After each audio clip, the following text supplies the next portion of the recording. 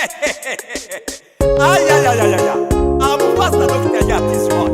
Without Dr. Santos. So, I will write this about the vision to concentrate all people.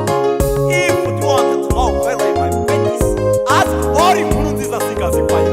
You Dr. Wambere Quiz. Is yours, Rajab. Memoirs. Ndetse n'ikimenyetso kagakenya kigize ngobere polisi. Ngiye kwihina muri laboratoire. Mvumbura imiti, mvura abantu bose. Nyakubahwa Dogiteri, tukuzaniye umurwayi umerewe nabi cyane. Turakwingiza ngo mutuvurire kuko twizeye ko bishoboye. Muhumure, ndamuvura, ndamufite ibyuma. Reka turebe. Reka yo, ndabona umuntu anguye mu maboko kure. Bigenze bite? Umuntu anguye mu maboko na wambiya. Ari dogiteri usumba abadogiteri bo ku isi. Dogiteri uwo yitwa Yesu. Uretse no kuzura upfuye, avura n'indwara y'icyaha. Reka tumutabaza azabikore kuko abishoboye byose.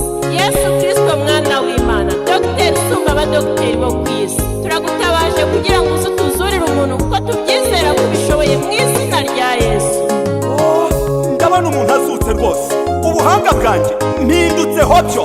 Fura. Yesu wabavuka. Nanjye ndamwizeye ndamwemeye. Amen.